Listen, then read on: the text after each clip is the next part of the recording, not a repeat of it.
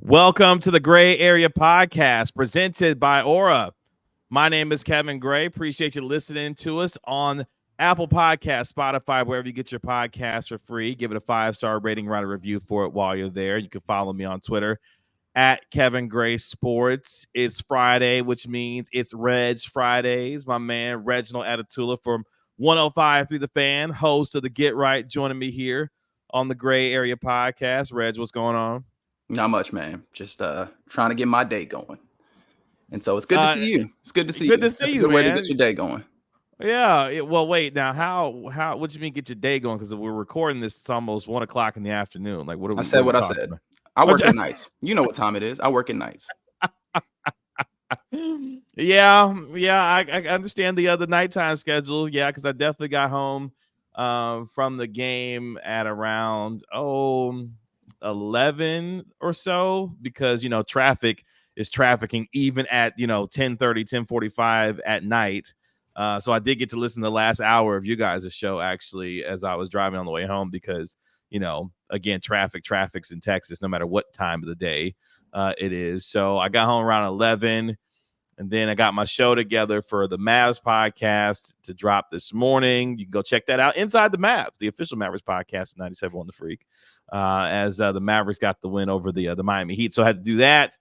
And then I woke up this morning, get ready to take my kid to school, and my car was like, actually, you're not going anywhere because we're not starting today. All righty. All right. So roadside assistance comes to the house. They say, hey, Kev, your car. They didn't actually say, hey, Kev. They said, sir, which I don't know how I felt about. But anyway, they said, come on, you in your late 30s at this point. Sir is right in your wheelhouse. Sir is extremely in your wheelhouse. Relax. I don't know how I feel about that. To be fair, sir is in my wheelhouse as well. Right. But, wow. I mean, like once you hit your 30s, sir is right where you are. Right. Like that's you in there. Is that when the sir, is that when you officially, I feel like maybe, well, I guess I am late 30s. I guess I was about to say late 30s. Well, I guess that's where I guess like, what are you doing here? Right. Like you were very much sir now. I don't feel sir-ish yet. I don't feel like, my wife doesn't feel that. She doesn't feel ma'am-ish. Like, I don't know. Anyway, how that sounded. It sounded, but I don't feel sir-ish yet at this point. Like I'm almost 38, but I don't feel sir at this point. No. I don't know what to tell you in that regard. I think some of that. How did you get to the recognition that sir was you were in your sir era at this point in your life? I mean, I live in the world and I look around. Right? Honestly, some of this is just like the somewhat detached way that I view some of these things. I try not to dwell, I try not to live in the way that I think a lot of us do. And it's not like a level of judgment, which is, hey, I am the star of the show, right? Like we all, and of course it's understandable, right? We live from our own perspective. I try and live a little bit less in that, the individual perspective. And I'm like, yo, if someone does not know me, what they gonna say to me? And I am beyond that place where, like, you know what I mean? Like, I ain't gonna be no young man, right? Like, not with this beard that I'm working with, right? Like, I am at a place where if somebody, hey, what's up, young buck? Especially if somebody's trying to give me a modicum of respect, sir is what's gonna come out, right? Like, and especially you get into that place where, hey man, you 30-something years old, right? Like, we gotta try and put some respect on you. And if I do not know you, or if I don't have something to call you, right? Like it especially if they don't have your name. If they do have your name, you become Mr. Gray, right? Like that is where this is going to be. And so, like I kind of understand that. Now it is interesting though, because like it's a lot easier to do that with men than it is with women. Because you mentioned your lovely wife, and you were like, I don't think she is ma'am-ish. And I think that is fair, but I don't know how to handle that, right? Like I think she might still be in like miss territory. Yeah, I would agree with that. Yes, very much so. Like, because she gets mortified. Ma'am and sir they're not in the same place. Very true. Like, she gets mortified when someone hits her with the ma'am, and I'm like, babe, you gonna have to, like, you at a point where that might be something that happens every so often, so you might want to start to embrace something. She's like, no, I'm not there yet. I'm like, okay, all right, well, ma'am, you're gonna have to embrace some of that, I guess. But anyway, I had to get my car taken to the shop, and that was a whole deal and everything else. So I'm getting to the point where I'm starting to get too old for some of this shit. Like, that's because right. like, shout out to Danny Glover. That's a good call. Where your mind goes immediately. That's where my mind goes immediately every single time. That's a great callback. Yes, for sure. And I looked around. I'm just like, man, I'm about to go to SmackDown on Friday night. About to have a good time. But I'm just looking around like, damn. Maybe that's why you don't feel sir-ish. Oh, why? Because I still go to pro wrestling events. What are you trying to say? I said what I said. Like this for the second time on this podcast. I made it very apparent. Maybe that's why you don't feel like it. Okay. Go ahead and show the fine people what you got sitting right next to you. Oh, and we're going to do this for the podcast. Okay, hold on. That's right. And I will describe it for the people that are just listening in an audio space. If you are not watching on YouTube or what have you, Kevin Gray is very nicely holding and displaying what looks like one of the higher end of the replica WWE, what is that, titles they call them? That's the belts. right. They the belts, yes. Right? Like if you're not dyed in that wrestling wool, they're the belts. That's right. He's got a big, and it don't look like one of them plastic ones. It looks like no. This the real McCoy right here. Almost. Yeah. Except for the diamonds and stuff ain't real, but everything else, this is the real thing for folks who see this on the podcast, who are just listening. Yeah, this thing it's kind of heavy too. The sucker is not a light belt here, but shout out to Friday Night SmackDown at the American Airlines Center. Dwayne "The Rock" Johnson, the Bloodline, Roman Reigns. It's gonna be I struggle to put this back down now. It's gonna be epic. So I'm looking forward to that. But yeah, I just realized that some of this I'm just too old for. Like the other day, for example, I promise you we'll get to something else in a little bit. I'm good with this actually. I realized the other day, I was like, okay, sometimes I work late nights and sometimes I get a little hungry and I'm like, okay, I gotta get something to eat. So I made the bad decision, apparently, to go to Taco Bell, which is not too far from my home. Yeah, exactly. Look, man, there's only a handful of things open at a certain time of the evening. And I did want McDonald's, that's whatever. Wendy's, okay, whatever. So I was like, okay, let me get a taco. That surge pricing, right? I see you. Exact, touche. So I was like, let me go just get a taco and something over here, something to drink from Taco Bell before I get home. When I tell you, I woke up the next day. That's right. And my head was pounding. My stomach was like, hey man, what the hell is going on here? That's right. It was one of the worst. I hadn't felt that way in a little while after eating some food. But I knew, I was like, hey, man, because my wife was like, what's wrong with you? I was like, man, I'm sick to my stomach. So what did you eat last night? I was like, I ate some Taco Bell before, I wound up, eventually going to sleep. She was like, that's your problem right there. I'm like, oh, gosh. That's basic cause and effect. That's honestly very basic cause and effect. I was sick as a dog. I was like, maybe I'm getting too old for this. Maybe I need to just leave that alone for good and just let that be what it is, because I did not like the way that I felt. I realized, some of this I'm just getting too old for now. You probably about 12 years off of the point where you got too old for Taco Bell in particular, if we're being completely honest. You said 12. Wow, that's okay. So what's the one thing, like the thing that you realized, whether it was food or something like that, you was like, you know what, I actually might be too old for this. Like I might need to, put this down. If it was Jack in the Box or something like something, what was it? It was like, you know what, I just can't do this no more. I mean, outside of, and this is not creative because I'm struggling to like get far away from the fast food space in my brain. But like, yeah, I mean, outside of necessities, I'm off the McDonald's, right? Like I'm off of. Oh, you done with that completely? You done with that? Been done, right? Like it just reached a point where I was like, yo, the burgers don't taste good to me. And then it was like, yo, I was like, all right, maybe I just buy McNuggets. The nuggets don't taste good to me, right? Like I just got to a point where like the taste buds expected a certain quality of food. McDonald's wasn't going to deliver. And so I got to the point where I realized, okay, not for me anymore.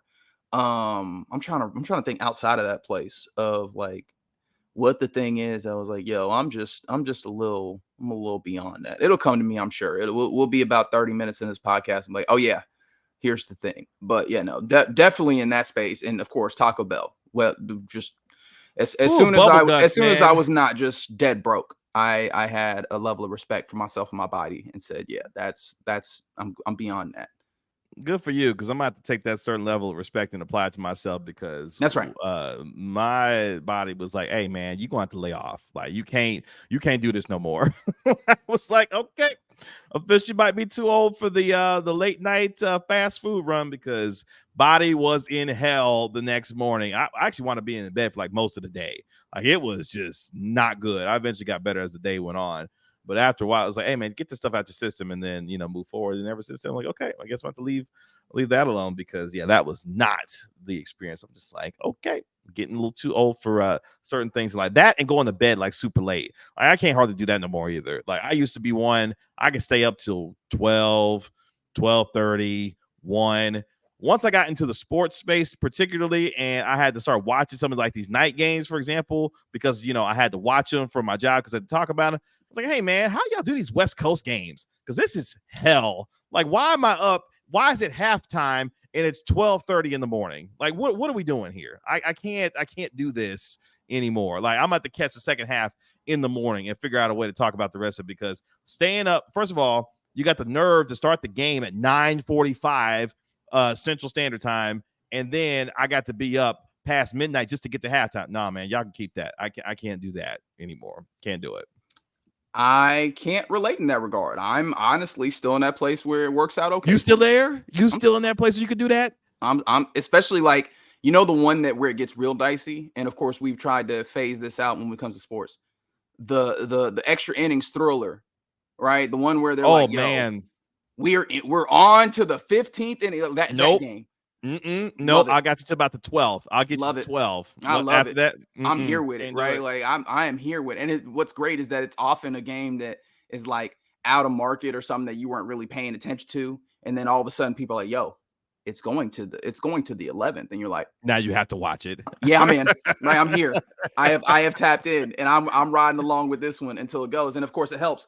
I don't have like a regular people job, right? I don't have one of those I gotta be up at 6 a.m. so I can get to work at 8. Like it's never that for me, right? Like when I'm working nights, whenever I wake up is when I wake up, right? And we'll figure out the rest after that. And then on the instances that I'm in like the day shift, I can pop up at about 8 o'clock and make this thing shake. And that's not that bad, right? If I can pop up at 8 o'clock, if I get to bed by 6 hours, we could work off of that, right? Like, so for me, I'm still in the golden place where let's ride this out. I can watch this. In fact, I can watch Inside the NBA after if I need to too. Like, see, that's sicko behavior. Now that is real sicko behavior because then you got the nerve to start the game at 9:30 Central Time. Game don't get over till 1 a.m. Then they got the nerve to have the post game show on there until about 1:30. Tapped out. Sometimes look, it's to the point where I sometimes. Arnie, let me tell you something, Arnie. Let me tell you what I don't need. I don't need Charles Barkley yelling at my TV screen at 2:00 in the morning. Thanks. Take your ass to bed. I can't do it.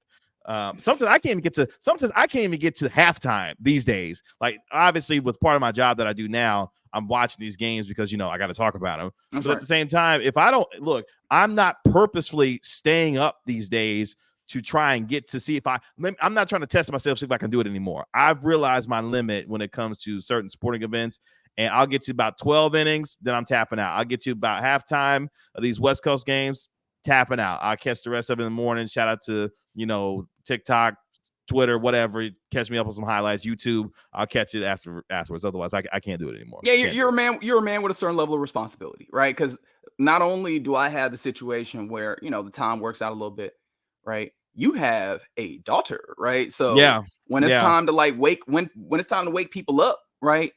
You can't be the sluggish one because she's the sluggish one. Like she's the one who's out here like, I can be that. I can be that person in my household because it's just me, right? Like I'm the one who has to put up with it.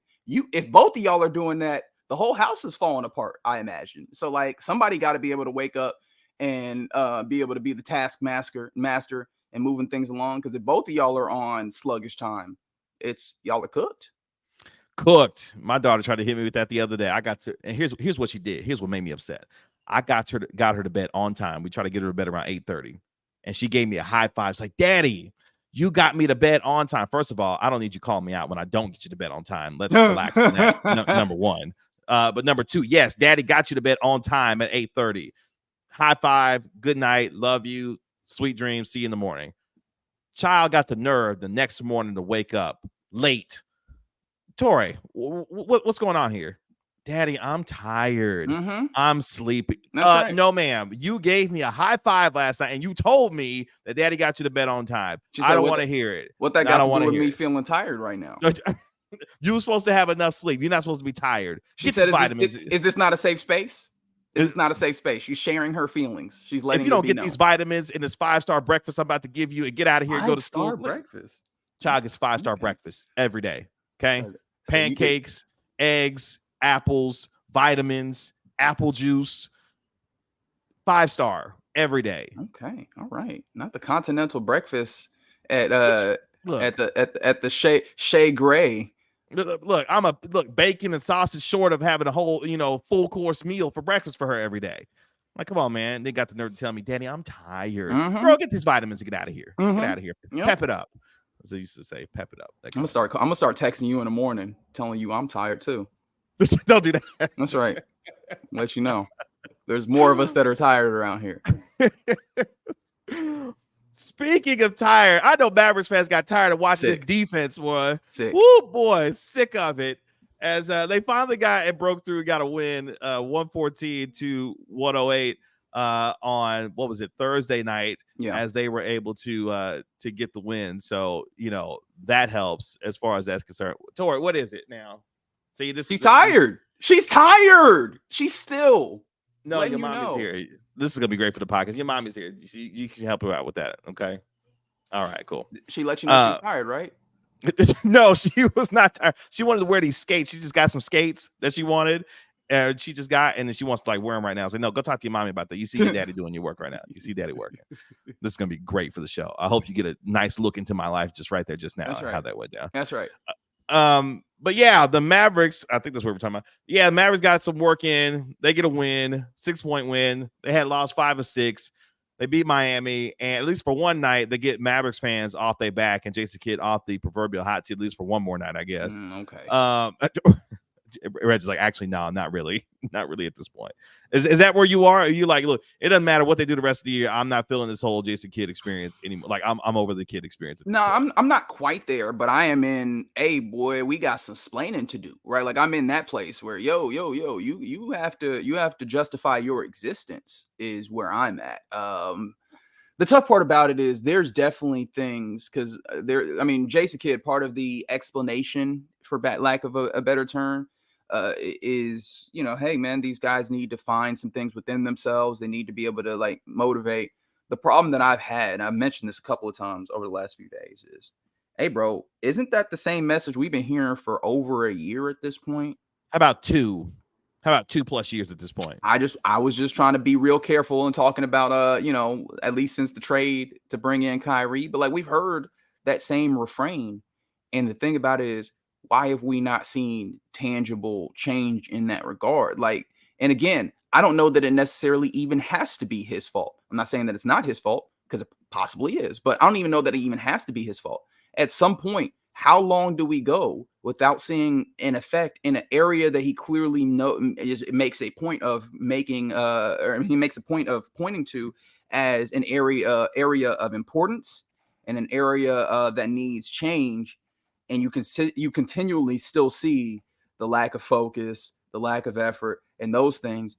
If your message is not getting across, I need to question your effectiveness as a coach, regardless of if it's entirely your fault or not. People have gotten fired for things that are not their fault all the damn time. And so that one ends up being real frustrating to me. But at the same time, I try and be fair about this. And I know that not everybody is inclined to, and not everybody needs to be fair, right? If you're a fan, you did not take any level of oaths of fairness to this, right? You could be as unhinged as I imagine you want to be.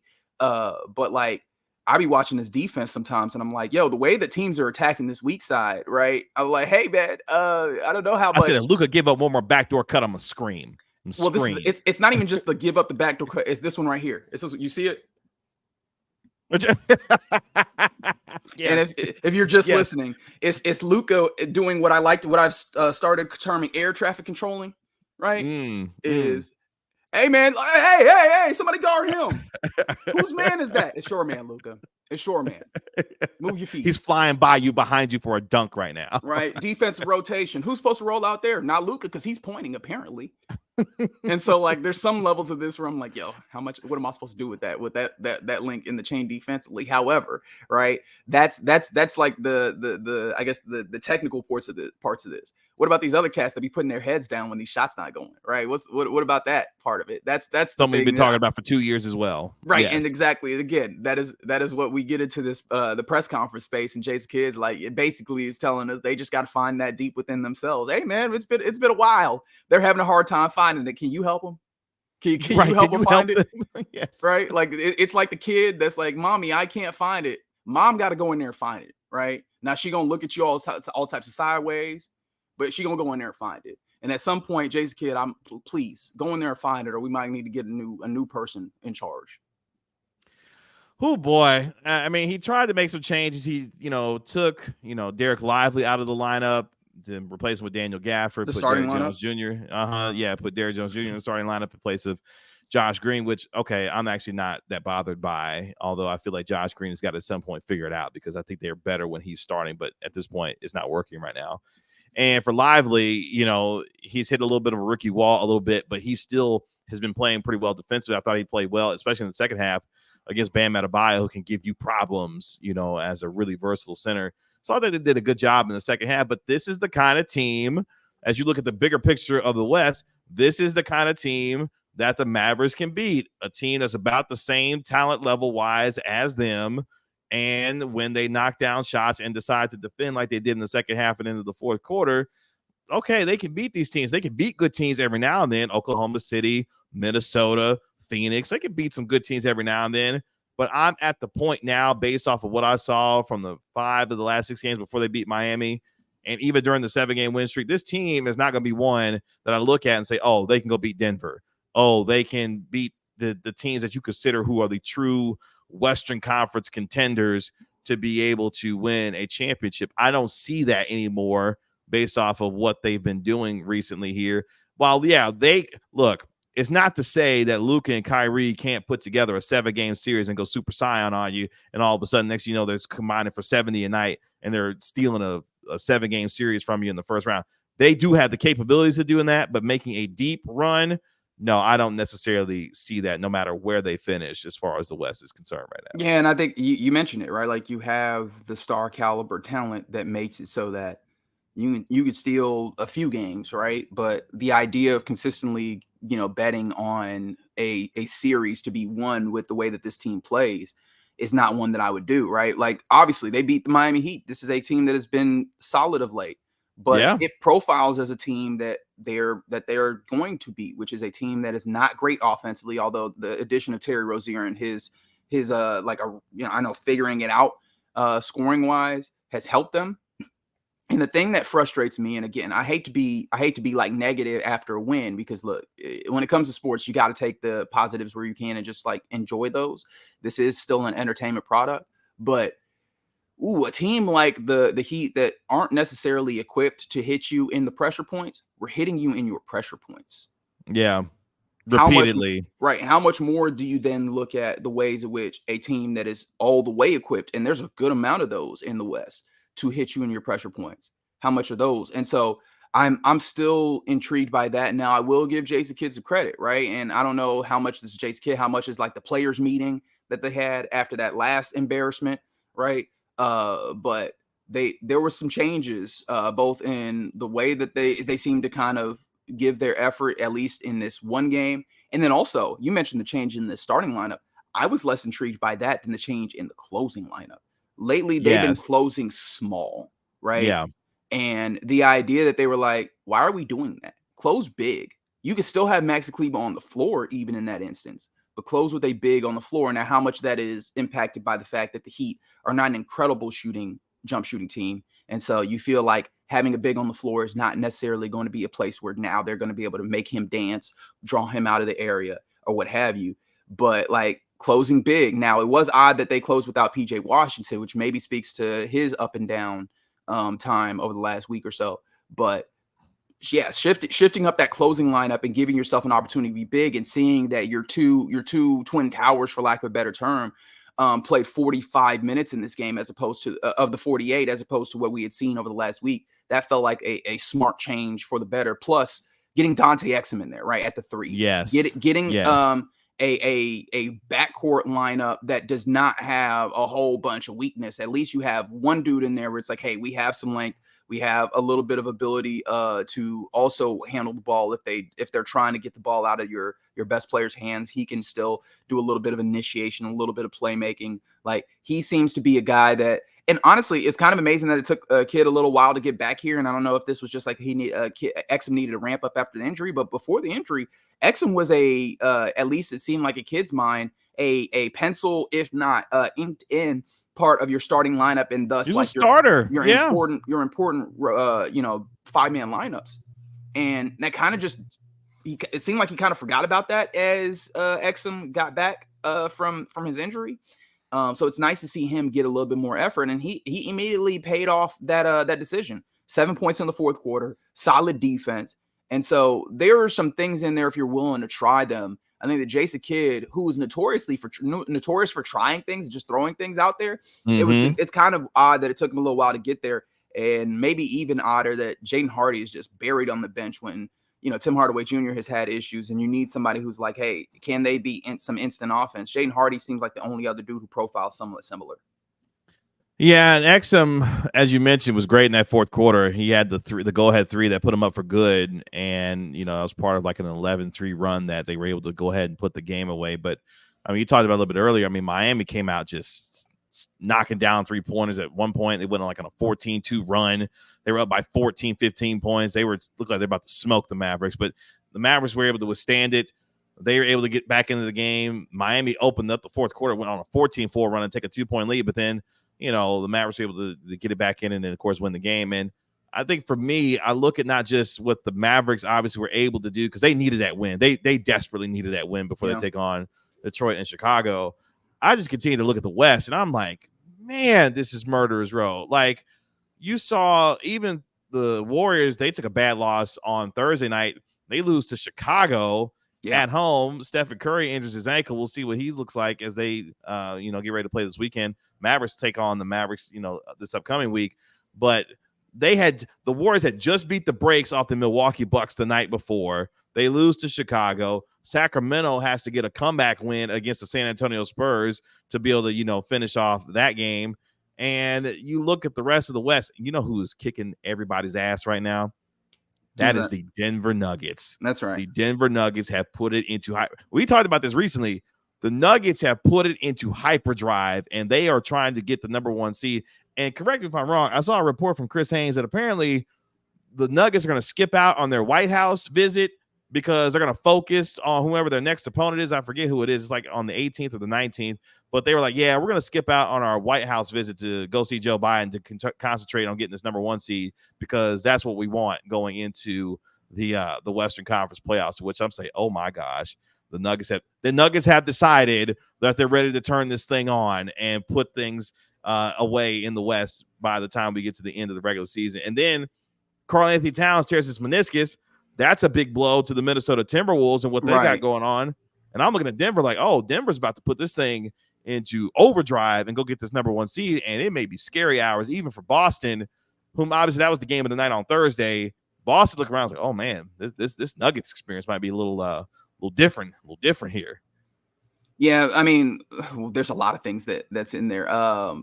Let's hit the Boston thing, because I think that you laid out pretty well. Like, the Nuggets are that team, and it seems like maybe last year we already saw that they have the ability to. They play at a high level, but they have an ability to and it's not one that I can really explain very well, but they just kind of decide at some points that the game is over, or that, like, hey, we're putting a stop to this, right? If there's a run, the run is over now, right? If it's like, yo, this game is close, no, it's not anymore, right? Like, they seem to have that ability that championship teams have, and you saw them, ride that to a championship.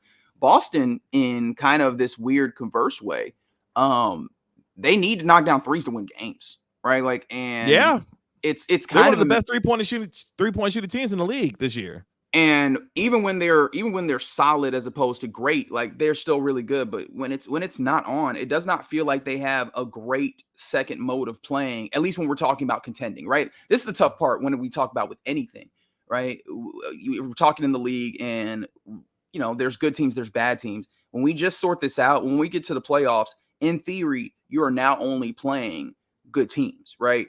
And so against those high level teams, and then especially if you have like contender aspirations, and if we view you in that way, we don't even care about just the good teams. We're comparing you in those places where you play against the great teams or what have you.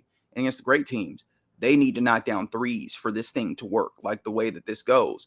And so, yeah, that's going to be something that they have to figure out, because at some points it was about closing, right? And it seems like they're a little bit better about closing, although not incredible when it comes to closing. But that one permutation is one where you go, okay, there's one of the weaknesses for them. And it's funny because as I go back in what you were talking about how kind of the Warriors had that bad loss, although they've played some good games. And doesn't that feel a lot like the Dallas Mavericks, right? Like that seems like the tier of team that you're in, where you can have great games, you can have bad games against like bad teams, and it just all kind of, there's not a level of consistency in the same way that you see largely with Boston and definitely with Denver. And that feels like that's the separator, It feels different with Golden State though, because we got the receipts. Okay. Like, yeah, but it's the same team.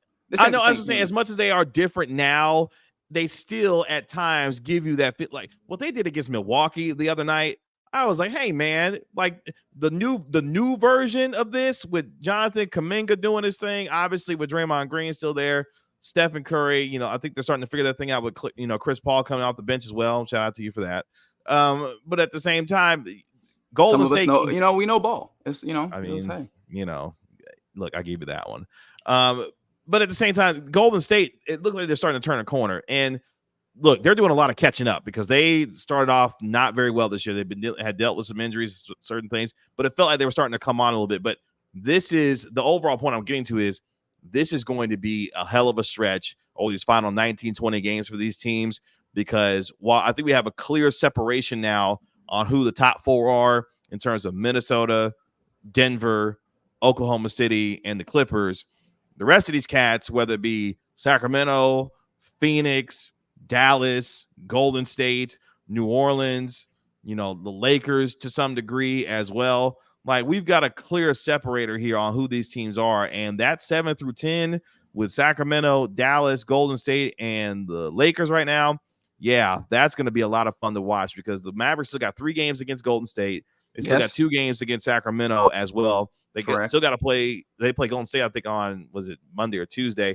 Like they've got some real work to do still. And in fact, they have a stretch where they have it's Golden State, Denver, and Oklahoma City in a 3 consecutive game stretch to the Mavericks. So look, they got to stack some of these wins, because they may not find another win for a little bit based on who they're about to play here recently. But it just gives you an indication. While Boston is clearly the team in the East, because Cleveland, as good as they are, I'm not necessarily there yet. Also, a lot of injuries there, right? Donovan Mitchell has his injury. You're going to lose Evan Mobley for a stretch, right? Like it's exactly. Yeah, like it's Boston and pretty much. But they do have Dean Wade, baby. Hey man, that cat. What was it? 20 points in the fourth quarter on Boston to end their win streak or whatever. I was like, hey, come on, man. Talk nice to the K-Stater Dean Wade.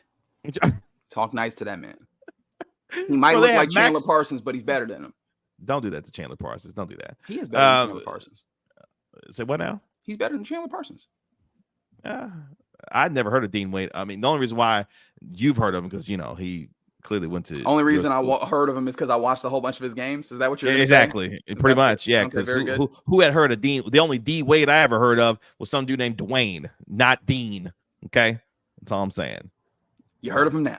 Take note. Well, shout out to him. Shout out to Dean Wade. Wade.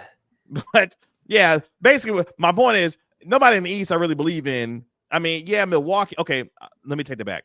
Milwaukee might be the only other team I may believe it because they done figured it out defensively. With Doc Rivers, they figured it out. Can we do the thing where, hey man, y'all was clowning on Doc Rivers. Doc Rivers might need, like, if Doc Rivers was a more petty person, and I'm not sure how petty he actually is, I'd be out here. I would grab a mic during the game.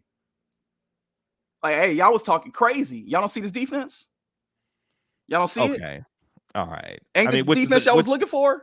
Exactly. That's the thing that they weren't doing. Is this the one that y'all was looking for?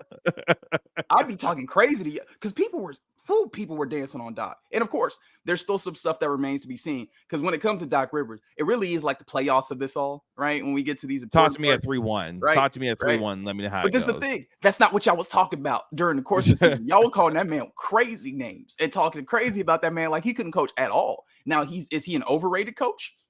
That's a conversation we can have, but it's debatable. Like, there is a reason why Doc Rivers keep getting these jobs. He can do this part, right? And it's kind of crazy that we got to the point where we let the jokes greater than facts overrun this just a little bit.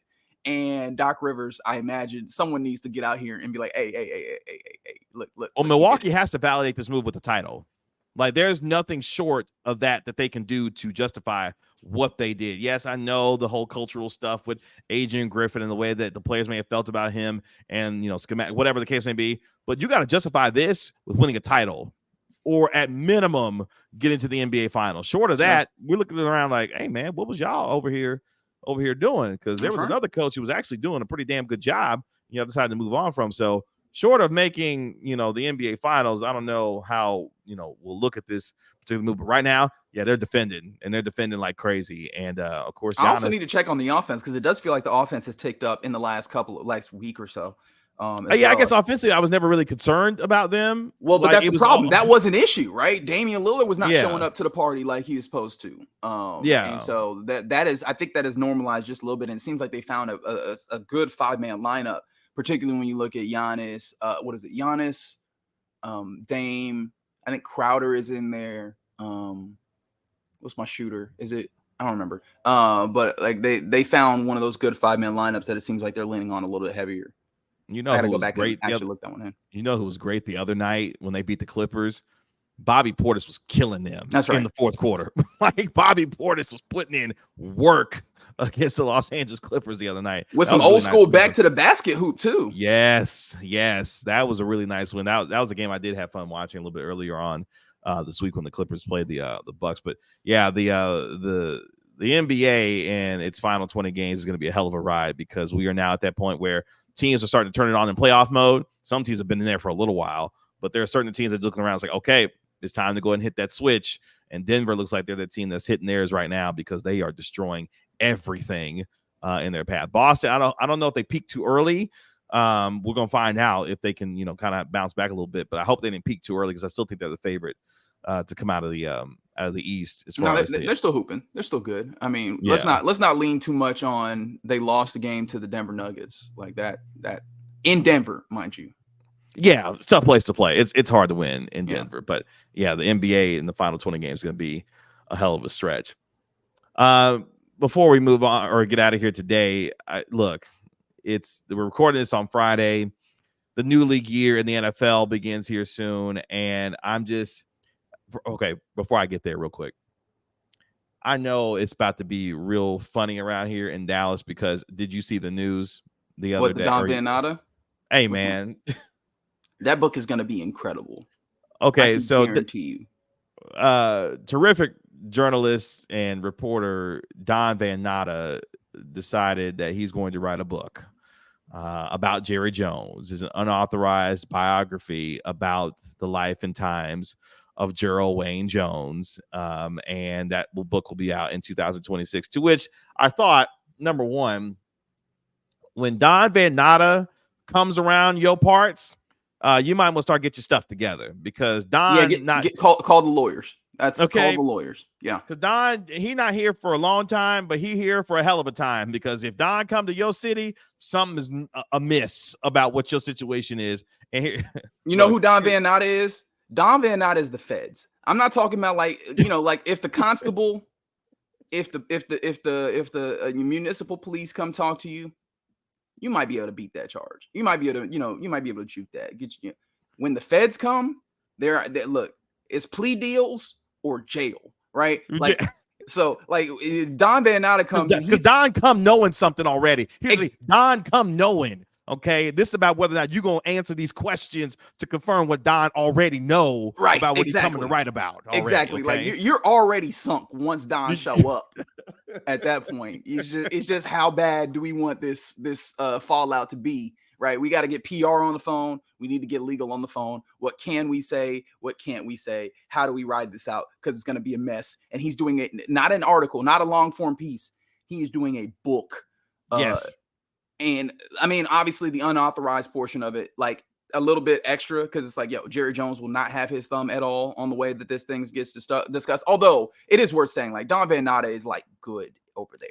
Like, I don't know that necessarily like they're the best of friends, but like there's enough of a relationship when it comes to the Jones family and Don Van Natta that I don't think it's going to be like excruciating in like a petty way or what have you. But hell, I wouldn't be surprised if Jerry was like, you know what, Don, let me do you a little bit of solid here. You want a little bit? Here, I'll give you a little bit. Right. And that's why I was interested in saying that it's like a biography of Jerry Jones, because I'm like, how far are we going into this biography? Are we going to get some of the like patented Jerry Jones stories? Is that what was going to happen? We're going to kind of get some of that type of like building the myth of Jerry Jones, because I'm actually not all that interested in that. And like, call me messy or whatever. Like, I want to understand what makes that man tick in a different way than like the very clear, polished, in some ways, persona that Jerry Jones has given us. And he does a great job of building that. I would like to get a little bit deeper inside. And Don Van Natta is somebody who I believe capable of doing such things. And especially like, look, how he got into the oil business, how he was able to make this work. Cool. I kind of want to see how it ticks though, like the star of this all, right? Actually getting into the football of this, or not the football on the field necessarily, but like the football machinations and those types of things, and like the real behind that. And so, will he be able to deliver on that? I imagine Don Van Natta is a great person to turn to. I understand how difficult what I'm asking for is though, and so I'll be really interested to see how like what it is that he delivers and how it meets to the expectations that I've kind of built coming in. Yeah, because even if we just keep it strictly to the football side of things, the story of Jerry Jones and how he has helped shape and mold today's NFL and the ways that the NFL has changed because of his business in the league is one of incredible fascination for anyone who loves the NFL, because the way that Jerry has decided to go about the marketing and pitching that to the NFL and the way that it's changed, like he's an incredible businessman who changed the fortunes of the way that this looks. And in a lot of ways, these massive television deals that we see are in large part because Jerry looked around and was like, hey, man, Fox, CBS, like we can make a bunch of money off of this. And Jerry was the leader in all of this stuff over the last 30 years. Sure, but like again, that's the story that we've already been told about. Yeah. That's what I'm saying. Right? We kept strictly to the football side of this. There's a whole other side. No, but even within the football side of this, right? Like we have been told the story of Jerry as triumphant businessman that has carried the NFL out of the dark ages and into the light of modern television and all this money, right? How much of that is true, how much of that is fluff, right? And like the rougher edges around that, as opposed to like the smooth story of, man, look at this genius who came in and figured out the NFL, because that's an easily digestible. But like the likes of like, okay, I'll turn this to Dominique Foxworth, right? Mm-hmm. Dominique Foxworth works for ESPN, played in the NFL, and like for the purposes of this story, was on both like I think he was like on the executive council for the NFLPA in negotiation, and then he also did some work for the NBPA, right, the Basketball Players Association. But in his work with the NFLPA, he's been in those rooms where they've had to negotiate with those owners. And one of the things that he kind of alludes to is like, hey man, these dudes, like you think of them as brilliant dudes, like they're not dummies necessarily, but they're not wild smarter than anybody, right? With that being the case. And so I think that kind of getting underneath the facade that we have built, especially when we look at like people with wealth and the ways in which we are inclined to put them on a pedestal, I would like to get underneath that and behind that. And like, what is Jerry Jones outside of the pedestal and like the easy talking points that we have about him? What is he under there? Even if it's just the business portion of it. And then even much more if we get into like the personal parts of it, and like what is he beyond the slick salesman? Like what lies underneath there? Because I imagine it's fascinating stuff. Yeah, there's multi layers to Jerry Jones and the amounts that would potentially be uncovered by as I like to call him, damn Van Natta, because when Don Van Natta shows up, it's like, damn, okay, all right. So I'm interested to see. I'm fascinated to see what this will turn out to be. But yeah, that'll come out in 2026. But present time though, we're about to hit NFL free agency, and I'm looking around. Number one, the Denver Broncos have decided to destroy the thing and tear the thing down under Sean Payton, which, I mean, good luck with that in Denver. Number two, go ahead. I was going to say they want to build it in Sean Payton's image. Which, all right, cool. That's what it is. Good luck with that. That's very apparent what it is, right? Like they tried to make it work with Russell Wilson, and they just realized, hey, man, Russell Wilson is not going to run this thing like how Sean Payton likes to run it. They tried, didn't quite work. And so now it's just like, yep, let's build this in Sean Payton's image. That's what it feels like more than anything. Yep. Good luck with that. Look, we'll see where Russell Wilson lands, because apparently he's, with the Steelers, the Giants, potentially as well. Supposedly the Raiders should come. Wait, what? Supposedly the Raiders should be a meeting at some point too. Really? I did not see that. Russell Wilson meeting with the Raiders. That would be a hell of a combination. All right.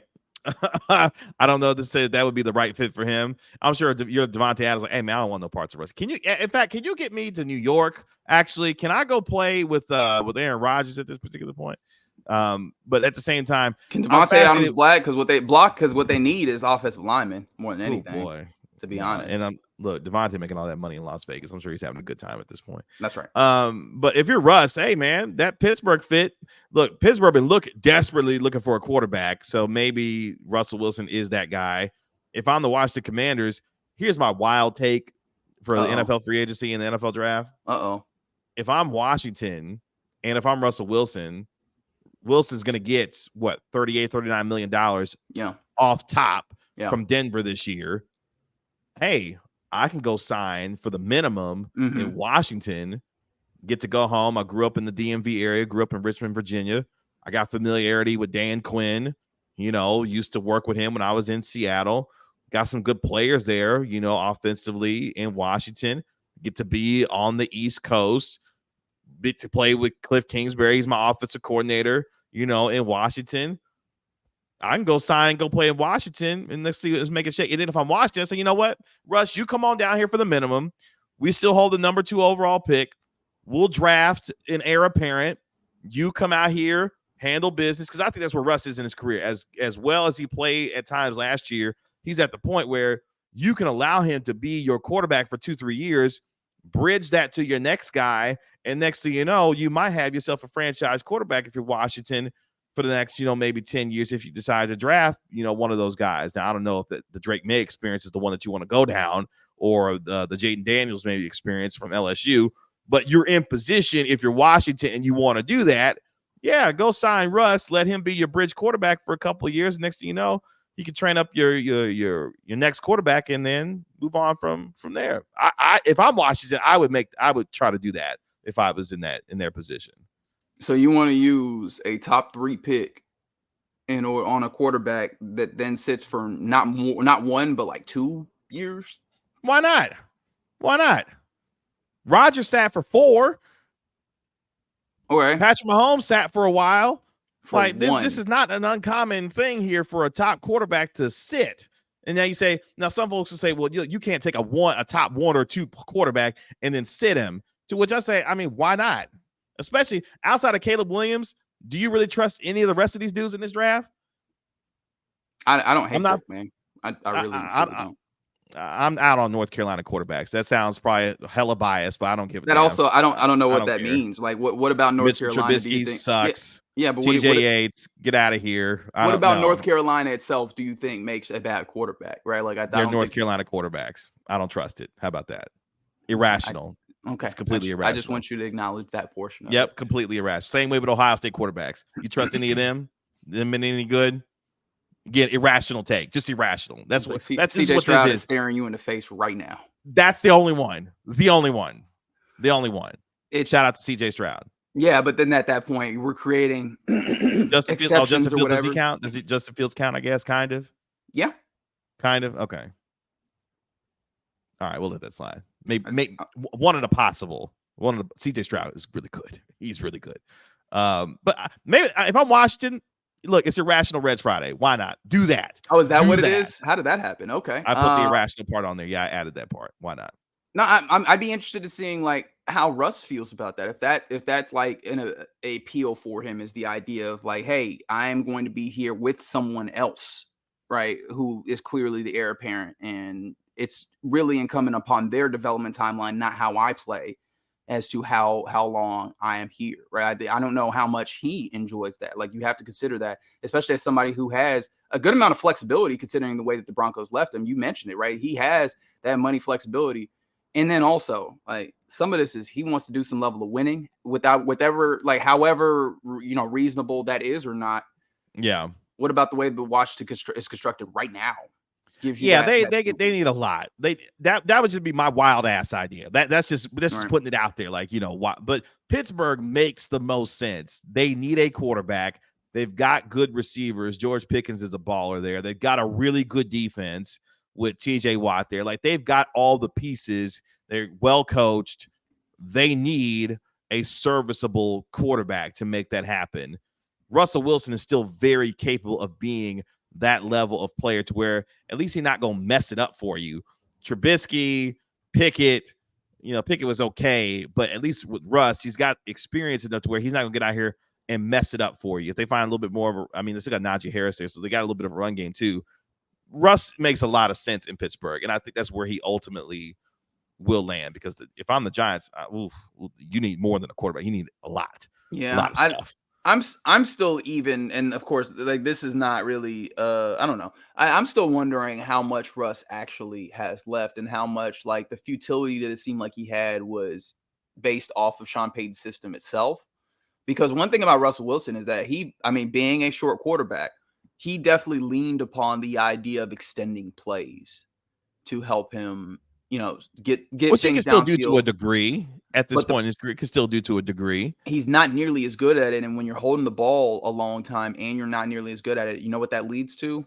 Sacks. Yeah, sacks. Yeah, it leads to a whole bunch of sacks. And then in addition to that, I don't know, and I'll need to go back and look how effective he was at getting the ball down the field as well, right? And so with that being the case, I don't know how good of a quarterback you are getting in running all of this if the details of it, the things that we look at as the ways in which to minimize the negatives while also not getting a huge amount of the positives are there. Like, I don't know if that's a benefit that you're willing to take, but of course, I guess if you're doing that at a minimum, it gets you to a place where it feels a little bit better. But I don't know. I'm still trying to figure out what to do with Russell Wilson at this point, and maybe that's just going to be a wait and see perspective for me, and we'll see how it goes. But then I guess if you're in Pittsburgh, worst case scenario, you just roll Kenny Pickett back out here. Right? So like, look, hey, go get Russ. Just go. I don't want to see Kenny Pickett no more. Just go get Russ if you're a Pittsburgh Steelers fan. If you've noticed a theme, boys and girls, in this conversation, one team we're not going to talk about in free agency because they don't do a damn thing anyway, that's the Dallas Cowboys. So you don't have to worry about any of that when it comes to them. Although we'll see what happens. But Frankie Louvu, linebacker. Yes. Who? Want to make that happen? The linebacker from Carolina. Want to make that one happen? No. Okay. Here's where we are with this franchise, because you did this, and this is your fault. You did this. Here's where I didn't bring him up. I didn't bring him up. You did. I don't care. This fan base at this point does not care who they sign this offseason, because they know, just like the rest of us know, that all that matters is what they do when they get to January. And there really isn't a difference maker this year in this free agency class at a position where you feel like you can spend the kind of money to justify getting that particular player that would move the fan base. I don't care if they sign Derrick Henry. While it may move and shake some people from a Derrick Henry standpoint, there is not a player outside of probably Chris Jones who would shake and move free agency for the Cowboys in that way. There's just not that player out there in my mind. You're conflating a couple of things there, though. You're conflating the idea of like making the fan base believe with being effective on the field. And I don't know. I think that the fan base is so far gone to like, you're right. There's not a move that gets the fan base, that moves the needle with the fan base. But I think that there are things that you can do in the free agency and things that you probably need to do in free agency. Oh, yeah. That will help you significantly. For sure. But I don't think that changes the mood. I don't think that changes the mood though, and the way people feel about this team at this point. No matter no, what mood of course that not. they Right? may. Like we are in full apathy. We are in full like people are sick of this team. Which again, not that great for me personally. Right? Not that great for me personally trying to talk about them. And so yeah, but no, I hear you. I hear you on that. But I think that there are some moves that they need to consider. And it'll be interesting to see what they actually do because again, you mentioned it. They're not frequent movers and shakers, at least not in a way that feels important when it comes to free agency. It's usually nibbling around the edges and those types of things. And so, especially with a fairly limited draft stock of picks, feels like they need to be effective in free agency. So we'll see. Hey man, we're getting to that place where it's going to open up next week. So yeah, let's I was like, I don't know if anybody wants to get their hopes up, but we will be watching that space. Won't, not at all. By the way, if you want to get more on the NFL free agency, especially from the Cowboys perspective, I encourage you to check out my episode I did on Wednesday with Michael Gelkin of the Dallas Morning News. Great episode. Got into a whole bunch of stuff when it comes to the Cowboys. So if you want more of that, I definitely encourage you to check out that episode from Wednesday. It was great conversation. Before we get out of here today, because we've been talking about things that I'm getting tired of, and at this point, just kind of over. I'm over the idea that y'all think we want to get out here and watch Mike Tyson at 57 years old fight somebody. Okay. Because I don't know who thought, speaking of the Cowboys, I don't know who thought that we were looking for Mike Tyson, who's going to be 58 by the time we get to July 20th, that you thought, Netflix, that we wanted to watch Jake Paul and Mike Tyson fight each other at AT&T Stadium in late July. I wasn't looking for it. Were you looking for that? I don't think you were looking for that either. One ain't got nothing to do with it.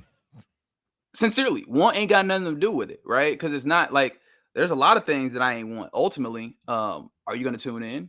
And like a lot of people are. No, a lot of people are. I probably will because my wife has Netflix, so we already have the account. So I probably will. Exactly, right? Probably like exactly, will. Right? Probably. And this is one of the things that's frustrating, I know, for a lot of folks, especially folks that like have a real appreciation for the art of boxing, for lack of a better term, or whatever. They sick of this shit. They sick of this. It's like, yo, this Jake Paul dude keep doing all this stuff, and one, he's leaning into something that has seemed to always kind of be a part of selling combat sports, but it's gotten really big, a lot even bigger recently, which is, hey man, he is trading on the idea that you want nothing more than to see this dude that you don't like get touched up, right? And so he will get these unorthodox areas where it's like, oh, maybe, just maybe, gives you enough hope. Unorthodox challenger. Maybe they could touch him up, right? 58-year-old Mike Tyson. Oh, okay. I've seen Mike Tyson before. I like him. I think he could touch him up. I will be there because I don't like Jake Paul to see him get touched up, right? I think that is the selling point. It's not very far from the Floyd Mayweather perspective of this, where he's like an old tried and true concept in boxing. It do not matter who is across from me because I'm not selling it based off of the matchup. I'm selling it solely off of the idea that y'all want to see me lose. So come over here and see if this next challenger can maybe, just maybe, knock me off the pedestal. The thing that I found incredible was they're doing this at AT&T Stadium. Like, come on, man. You're going to try, like, because the sheer, like, the morbid curiosity that people have. 80,000 folks don't want to come and see that? No, but that's my thing. That's enough to get people to hop on Netflix.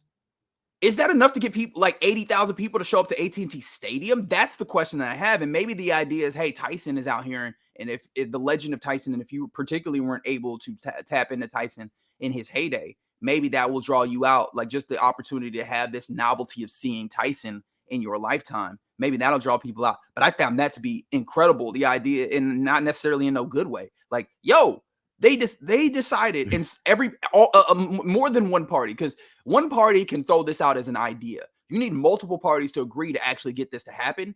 And a whole bunch of parties decided, looked up and were like, Mike Tyson, Jake Paul, 80,000 seats. Yeah, we could do that. Yeah, that could happen. And I am just amazed because that is not how the calculus worked out in my brain. No, not at all. And you know what? Honestly, and it pains me to say it because I really don't like either one of them in terms of Logan and Jake Paul, but Logan has turned himself into a star in the WWE. Shout out to him because I will see him at SmackDown. But my point is, what Jake and Logan Paul have done, it's a perfect circumstance and a perfect storm of circumstances that is because of what they were able to build in terms of their YouTube following and everything else outside, that then they decided to take that following into quote unquote legitimate forms of entertainment when it comes to professional wrestling and, in Jake Paul's case, boxing, and leverage all of that popularity into not only advertising dollars, views, and all of this stuff, but they found a perfect generation that has a short enough attention span that if you get into a circumstance where you want to watch these two, they're going to give you enough to be able to have you continue to tune in over and over and over again. And now they are in a space where they are, you want to watch them, whether it be for the traditional aspect of, we don't like that dude, we want to see his ass get knocked out, or if you're one of these other folks who know Jake Paul or Logan Paul off of name recognition, you just want to see them because you know you're going to get entertained regardless of what they do, whether it's boxing, pro wrestling, or their podcast, that impulsive podcast that Logan Paul does. It's like got millions and millions of, YouTube subscribers. Like, they are entertainment entities now at this point. I think, and I don't know how we got here. I don't know how we got here. I think it's a little bit of a cop out to, though, blame it on the generation and attention spans, because I think I'm just saying I think that's part of it that they've been able to tap into in some ways. Yeah, but I think that honestly, more what they're tapping into is just kind of like the democratization of all sorts of things, right? I think that if we had less gatekeepers on big time events like this in the 90s or whatever, you would see it. You would have seen people do this. The problem was, in order to get these types of fights, there was more gatekeeping where you had to go through the processes that we think of as like the typical ways of going through things, right? We can bring it to something that we are both a lot more familiar with when we're talking about, I guess, like, let's say radio or media or what have you, right? If you wanted to be on TV, right, you had to go through all of the means. You had to be maybe a news reporter, and then try and be an anchor, and then move up to a bigger market where you could be a reporter and then an anchor, and maybe make that shake into something else. Or if you went in a slightly later era where it was like you had to be a writer at a newspaper, and then you could become a columnist, and then as a columnist, maybe you could do some TV, and then maybe you get a job that way, right? Like there seemed to be some like ladders that were built in and that were gate kept so that you could not just quote unquote jump the line. But now with the ways in which you can get online and all these types of things, and I'm not sure if that's about the generation itself, because I feel like if you got Generation X out here that had that level of access, we would see the same thing. I think it's more just about the way that this has opened up. And so the thing that is frustrating for me, though, is like, because that is opened up, like I think we inherently have an appreciation for like the art of these things, and we feel like if you're doing these things and building up, you should have an appreciation for them too. And these are means to an end, and that end is making money. And it feels more than ever, like it's more about the money making than the art of this thing that you seem to enjoy. And so for the fans, especially like, all right, boxing fans, they like boxing, right? Like, I'm here to see the boxing. I'm interested in the boxing. That's the entertainment of it that I'm paying for.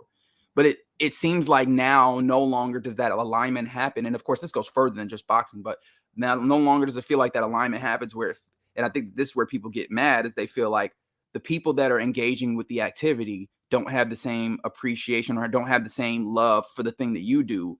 And people want to see their values reflected in this. I think this happens in football. We were talking about this last week or 2 weeks ago, the idea of, that value of, is football my first, or like, is the sport your priority or what have you. I think in this moment, what I'm realizing is it might be that just that disalignment of, I love like football or baseball. Why is the person doing this? Forms of this sport, in boxing in particular here. Why is the person doing this not seem to love it in the same way that I do? Because I need my entertainment to reflect my values. And I think for me, especially, I don't know that I'm going to the full extent of that, but I can't pretend like I am other. Like, I'm watching boxing, I'm watching Jake Paul, I'm like, he actually could be very good if he took this, like, if he took the art of boxing seriously, if he went and he challenged himself with good, like good opponents for his level and worked his way up. I think that he could be like a great boxer. But you know what he doesn't care, what it doesn't seem like he cares about as much? The boxing. What he cares about is getting this entertainment money. And I cannot be mad at him because the incentives are there and he has the ability to get to it by doing this. It just feels like the actual art of the boxing would go over a lot better if he went the other way. However, again, the money speaks in this instance. Yeah. What is it? This is what's happening on the podcast right now. Go get a snack. Go get one. I'll give you some yogurt in a minute. That's the ultimate parent thing. I don't want to deal with it. Just go eat something. Go here. Daughter barges in. I want cookies and cream yogurt. They want my yogurt is what they want. See, I can't have nothing around here. Oh yeah, what's the brand? Oh darn it, don't get me the line. What's the name of the brand? It's got all them flavors of yogurt and all this other stuff. I forget the Now you're gonna make me look this up. What's the name? What's the name of the yogurt? I could start throwing out yogurt company names, but I feel like it's you'll probably land on one. Try and figure it out. I can't. What's the name of the brand? It's gonna.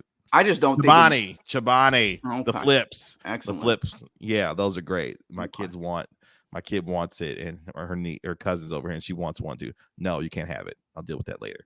What I was going to say was, before I was rudely interrupted, the carnival portion of this is what's fascinating here because they've tapped into that when it comes to the Paul brothers and all this other stuff that they do. WWE boxing wise, now of course the whole thing with Mike Tyson. So shout out to y'all who will pay money to go to AT&T Stadium on July 20th to watch Jake Paul take on Mike Tyson in a boxing match, and I hope Mike Tyson knocks his ass out. That's what they're hoping for. That they hope that you hope that, so that draws your entertainment in. What's gonna happen when Jake Paul wins that fight? People gonna lose their damn minds. We're gonna lose their minds. I don't know. Speaking of losing their damn minds, shout out to Drea because she's apparently gonna have Jalen Green's baby. Apparently, 39-year-old Drea has announced that she is pregnant with Jalen Green's child. Ain't Jalen Green like 21? 22. Drea is 39. I want to no comment. Like clearly there's you don't have to. I literally put that out there for y'all's information. That is for y'all to digest. The one thing I want to make very apparent about that story is I don't want to talk very much about it. I am just uncomfortable. Like that is the only thing I want you to know.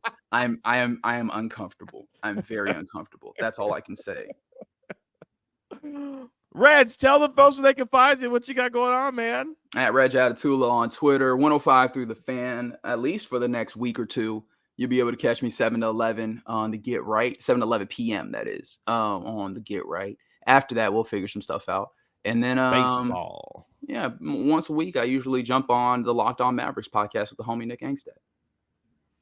It's a great listen, too, by the way. Reg does a great job with Nick talking about the Mavericks because, who the Mavericks give us a lot to talk about, but it is what it is. That'll do it for this episode of the Gray Area Podcast. Appreciate Reg Adetula for joining me as he does every Friday for Reg Fridays here on the Gray Area Podcast. You can catch me on Twitter at Kevin Gray Sports. Make sure you like and comment on the video as well. Let me know how I did parenting during this episode since that happened a couple of times.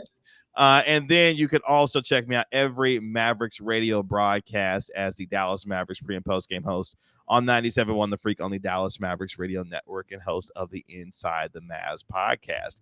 I'll be back on Monday as we get ready for NFL free agency, among a bunch of other stuff to talk about here on the Gray Area Podcast. Until then, I'll talk to you next week. Peace.